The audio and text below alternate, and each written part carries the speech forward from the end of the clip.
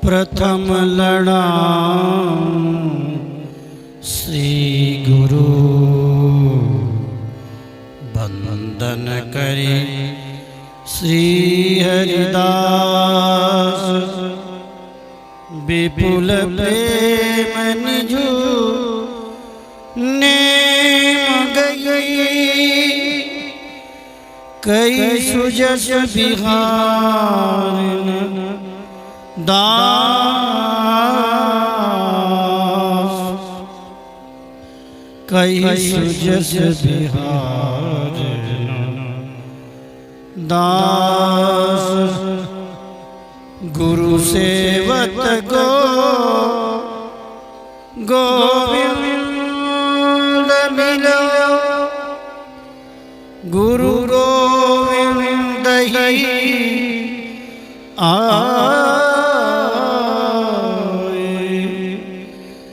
श्री बिहारी दास श्री हरिदास जीवत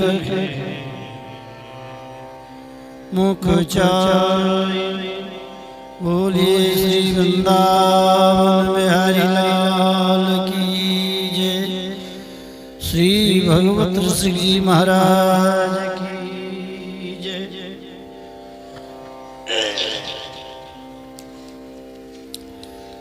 पूर्व के प्रसंग में श्री भगवत श्री जी महाराज भजन की महिमा का वर्णन कर रहे थे। हम लोग माया के चक्कर में पड़े हैं, भगवान का भजन नहीं करते। माया को सब जग भजे, माधव भजे न कोय।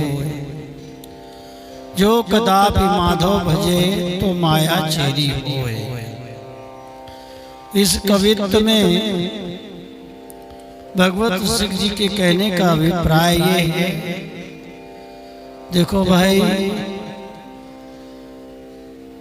हम लोगों को जो भगवान की शरण में हैं, उन्हें भोजन वस्त्र की चिंता नहीं करनी चाहिए।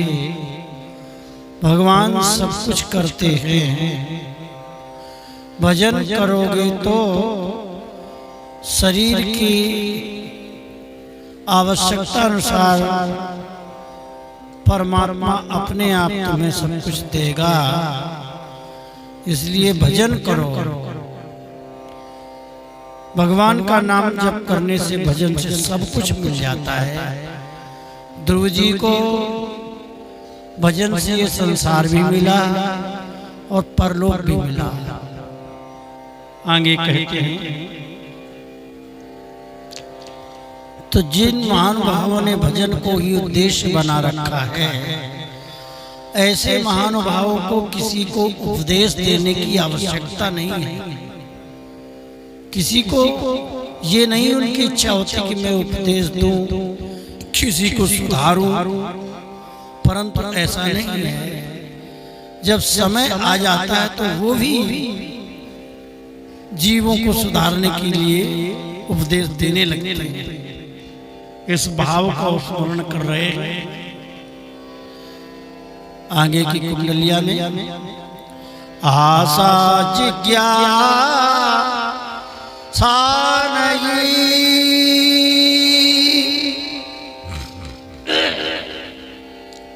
नहीं आशा उपदेश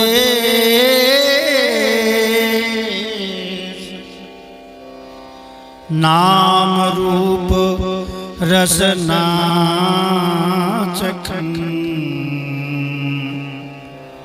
ये समझे को देश ये समझे को देश सहज सब सो नहीं बोले बोले समयो पाई थी संशय की खोले भगवत रसिक अनन्य भानुलो करें प्रकाशा हरें तिमिर अज्ञान ज्ञान दे पूज में आशा हरें तिमिर अज्ञान ज्ञान दे पूज में आशा। इसका अभिप्राय यही है कि जो संत भक्त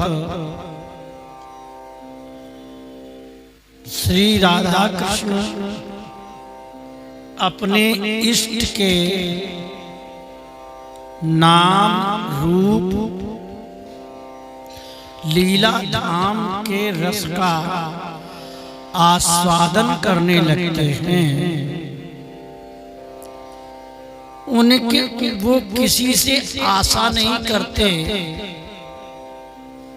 कि कोई हमसे कथा सुन जाए, कोई हमारे पास आ जाए या हम किसी के पास चले जाएं। उन महानुभावों को केवल अपने जुगल सरकार के नाम की आशा रहती है।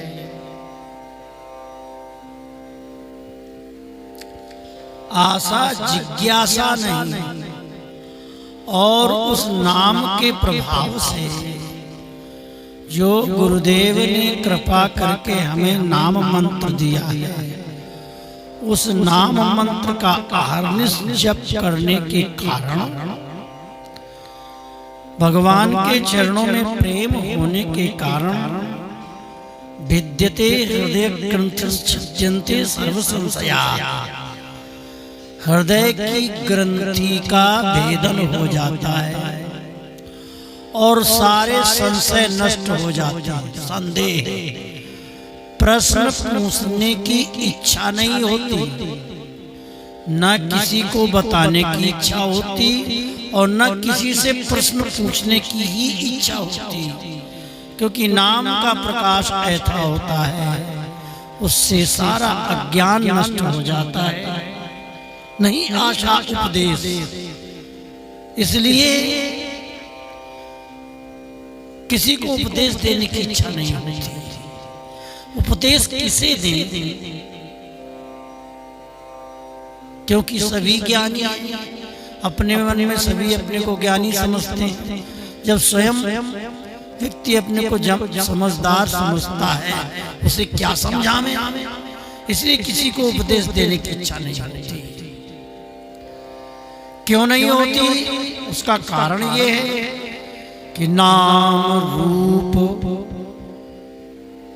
नाम जप से, नाम का प्रकाश होने से हृदय का मल धुल जाता है, हृदय की वासना इच्छा नष्ट हो जाती है, तो दिव्य प्रकाश होता है और रूप का दर्शन होता है।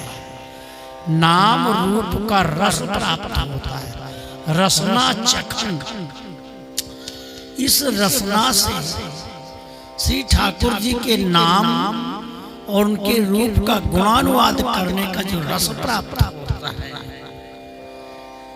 नाम रूप रसना चखन, ये समझे को देश, और उस देश को कौन समझे जिसने कभी भगवान का नाम जप किया ही नहीं, वो नाम के रस को क्या जाने, को समझे। समझता वही है जिसने अखंड श्वास श्वास से हरि नाम लिया है, उस वही नाम रूप लीला धाम के रस को चखता है, स्वाद को चख लेता है। और जो नाम जप नहीं करता, ध्यान नहीं करता, तो उसे वो बेचारा क्या समझे इस देश की भाषा को। ये वेद पुराण शास्त्र महापुरुषों की वाणियां प्रायः, अब इस समय की बात अलग है, लेकिन प्राचीन ग्रंथ जितने भी हैं, जयदेव जी का गीत गोविंद है, भागवत है, रामायण है, गीता है, महाभारत है, ऐसे वेद पुराण शास्त्र हैं, ये सब समाधि भाषा के हैं। जब किसी की समाधि खुल जाती है, समाधि खुलने का मतलब भगवान की रूप लीला का धाम का अनुभव होने लगता है, इसी को हम समाधि भाषा बोलते हैं। जब समाधि खुल जाती है तभी समाधि भाषा समझ में आती है। इसके पहले तो केवल तर्क ही तर्क निकलता है। बोले समयो पाए ये समझे को देश। अब इस देश को कौन समझे जिसने नाम रूप का रस लिया ही नहीं, उसके सामने नाम की महिमा वर्णन करना और रूप का वर्णन करना। अब जिसको समाधि भाषा का ज्ञान ही नहीं है, ध्यान में दर्शन ही नहीं हुआ है, उसके सामने रास लीला की कथा करना बिल्कुल बेकार है। वो क्या समझेगा रास क्या है, महारास क्या है। ये समझे को देश, इसलिए सहज सब सो नहीं बोले। जिनको नाम रूप रस का चस्का मिल गया है, उस सहज में सबसे इस रहस्य की बात नहीं करते। हाँ, कोई पात्र मिल गया, जैसे श्री सुखदेव जी को परीक्षित जी मिल गए, श्री हनुमान जी को श्री तुलसीदास जी मिल गए, जड़ भरत जी को रघुगण मिल गया। बोले समयो पाए। जड़ भरत जी के मन में कोई ये नहीं था कि मैं उपदेश करूंगा, मैं आत्मज्ञानी हूँ, सबको बताऊंगा कि मैं शरीर नहीं, मन नहीं, बुद्धि नहीं, मैं शुद्ध चैतन्य आत्मा हूँ, मैं आत्मज्ञानी हूँ, हमारे में देहाभिमान नहीं। ये बताने की इच्छा जड़ भरत जी को नहीं थी, उपदेश देने की भी इच्छा नहीं थी, कोई जिज्ञासा भी नहीं थी। परंतु एक समय और एक परिस्थिति ऐसी आती है, सुखदेव जी को भी कोई उपदेश देने की जिज्ञासा नहीं थी, प्रवचन करने की कोई सम्मान प्राप्ति की इच्छा नहीं थी, केवल प्रिया प्रीतम का गुणानुवाद करने के लिए पात्र मिला तो बोले। जैसे परीक्षित जी तो बोले समयो पाए।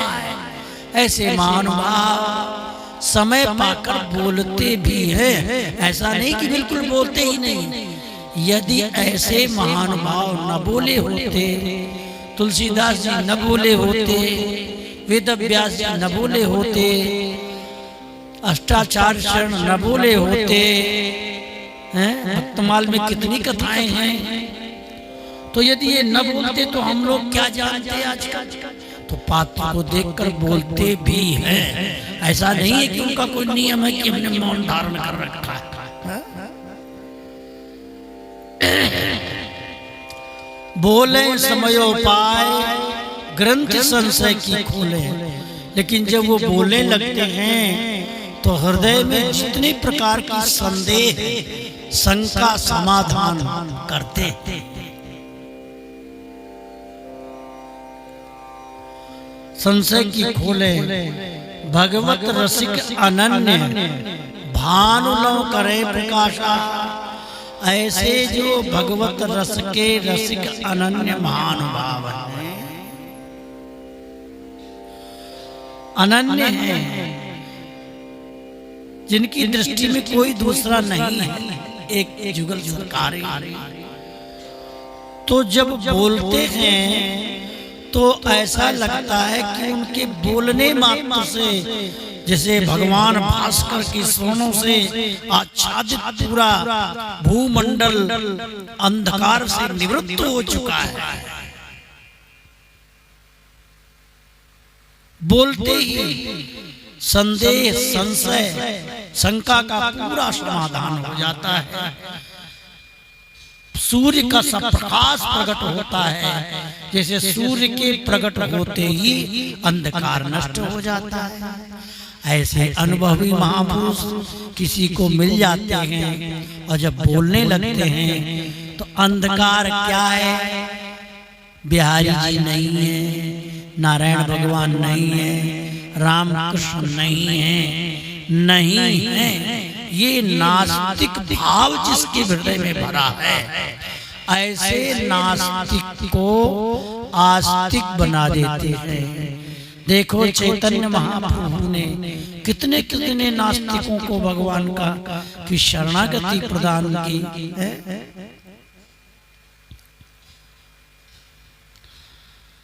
भगवत रसिकनंदन भानु लौ करे प्रकाशा, सूर्य के समान हृदय में प्रकाश भर देते हैं। हरे मेरे अज्ञान और जो नास्तिकपना ईश्वर नहीं है, यही अंधकार है, यही अज्ञान रूपी घोर तमोगुण है। शास्त्र की भाषा में इसे घोर तमोगुण है। और जो परमात्मा के तत्व को स्वीकार नहीं करता है उसे शास्त्र की भाषा में घोर तमोगुण नहीं कहा है। घोर अंधकार, अंधकार में अपना हाथ भी नहीं दिखाई देता। हरे तिमिर अज्ञान ज्ञान दे तुझ में आशा, और ज्ञान दे करके सामने बैठे हुए जो भावुक भक्त हैं उसकी आशा का पूजन करते हैं। अच्छा, जो आता है वो यही पूछता है, महाराज आप कह रहे हो मैं शरीर नहीं हूँ, मन नहीं हूँ, मैं कोई जाति नहीं हूँ, मैं मनुष्य नहीं हूँ, तो फिर हम कौन हैं? को हैं हम, कौन हैं, कहाँ से आए हैं, हमें क्या करना है और कहाँ जाना है? यही तो प्रश्न करता है आगे वाला। तो फिर महाराज हमें क्या करना चाहिए आप बताइए। ज्ञान दे तुझ में आशा, ज्ञान माने जानकारी। फिर वो जानकारी देते हैं, भैया हम तुम भगवान के नित्य दास थे, दास हैं और रहेंगे, उन्हीं ईश्वर का भजन करो। ऐसा ज्ञान दे करके उसकी आशा का पूजन करते हैं, मतलब उसकी आशा पूरी हो जाती है। आशा जिज्ञासा नहीं, इस भाव को। और ऐसा उपदेश करते समय भी उनके मन में ये भावना नहीं रहती कि हम किसी को उपदेश दें, किसी का सदुपदेश दें, किसी को अच्छे लाइन पे लगावें, ऐसी कोई कामना नहीं होती। लेकिन भगवत इच्छा समझ करके, जिज्ञासु देख करके समय पर बोलते हैं, ज्ञान प्रदान करते हैं। जाको जैसे लकी परी तैसे गावे। अब आगे की कुंडलिया में कह रहे भैया जिसको जैसा दिखाई दे रहा है ऐसे ही वो गाता है। अब क्या गाता है, क्या दिखाई देता है, ये भाव कल की कुंडलिया में आगे वर्णन करेंगे। बोलो वृंदावन बिहारी लाल की जय जय।